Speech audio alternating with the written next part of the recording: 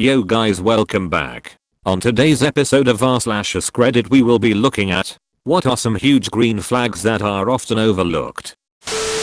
When someone is quick to give credit and slow to place blame. This has worked really well for me in my career. As programmers we deal with a lot of complexity, confusion, and not well written legacy software. It's easy to make mistakes without realizing it right away, and some things are complex enough that none of us grasp the entirety of them. Immediately blaming someone else when there's a failure often backfires, because it could have been your past mistake that's only manifesting itself now. There are plenty of cases where fixing one bug causes another bug to surface, and it could be mine. So I'm very slow to assign blame to anyone, unless, as /u/Caladindin says, I realize that it's truly my mistake. Then I'm happy to say it was mine. I always like to give credit where it's due, because we have difficult jobs and everyone can use the recognition. I've found that the people who steal credit from others are usually less competent. That the person is actually listening to you. I was seeing a guy recently, and I told him I was feeling anxious about something. We spent 5 minutes having a sort of argument about whether I should be anxious about this situation. Then he stopped talking and said, "This clearly isn't working. Let's try it differently," and asked me to start the conversation again. I was a bit confused, but the second time instead of arguing he asked me questions about how I was feeling and why. I really opened up and realized some things I hadn't thought of before. That's a good listener.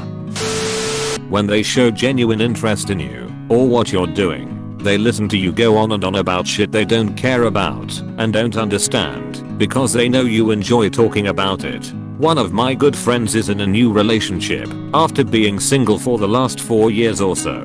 Holy hell, it's all he ever talks about now, and the guy talks a lot. It used to be all fishing, hunting and stuff like that. That being said, I listen because has never been happier in my opinion. Has never been an emotional guy, but he's getting there now, which tells me he really likes her. I'm stoked for him, even though it means I never see him anymore. They remember what you're talking about, or were talking about at one point. Okay, so I have a very good memory, and I tend to remember even the most insignificant stuff someone tells me, even something like a throwaway conversation or a fact about themselves they mentioned in passing.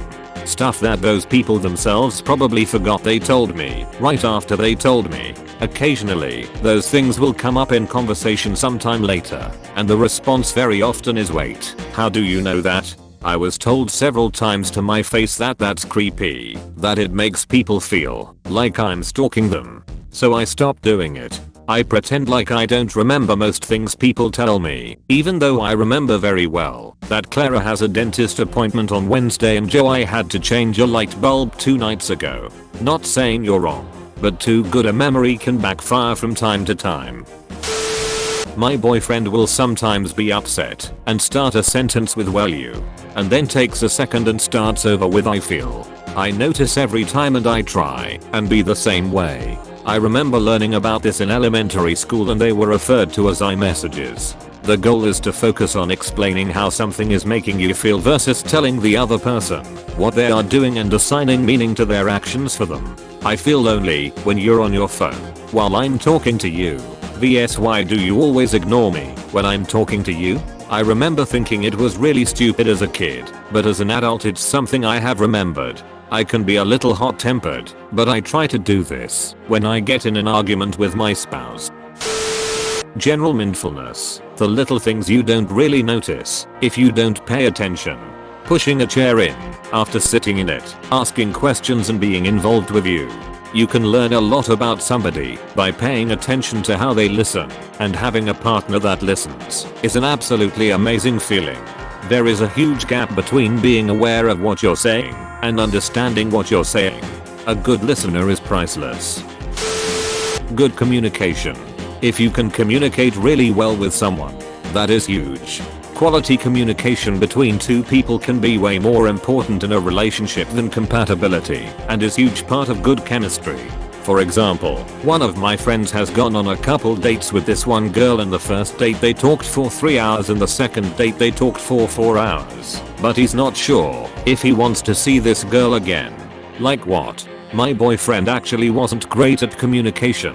when we first met, and I had just gotten out of a relationship where the communication was very bad. So I was determined to teach myself how to communicate well with someone, and he eventually leaned into it and decided he wanted to learn how to communicate along with me. Now several years later we are so good at communicating. We never fight, and if we do get into a disagreement, we are really good at communicating our way into a good place pretty quickly. Someone being willing to learn how to communicate is good too. A lot of times people don't know how to do it from the get-go, but if they are willing to learn, that can make all the difference. Edit. Just wanted to say thanks for my first silver. I don't know why I'm this excited about a pointless award, but I'm very excited right now.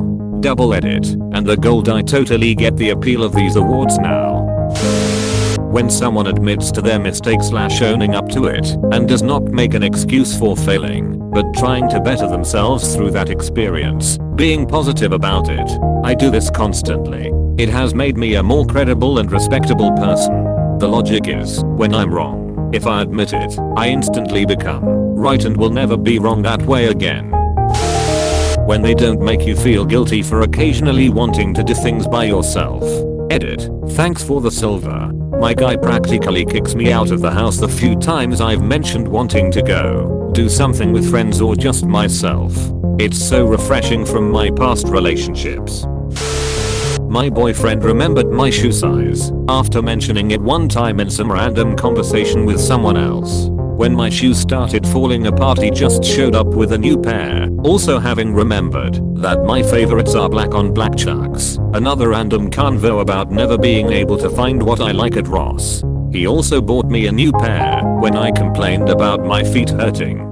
Wasn't even due to my shoes really, just a result of working 16 hours a day. He knew my dress size and surprised me with a couple really nice ones.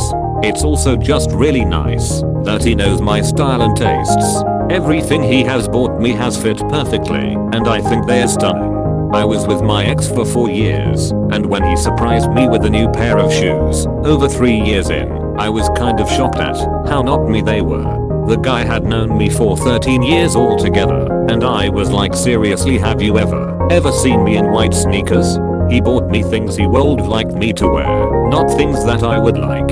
Edit. Because I want to add that I was totally appreciative of the ex buying me shoes, even if they were something I would never buy for myself.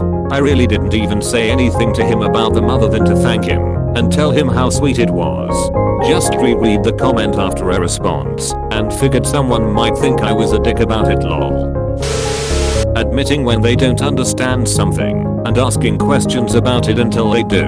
A few years ago I was at a party with a friend of mine and another friend of a friend who is a physicist who worked for a startup that produced specialized magnets for quantum computing.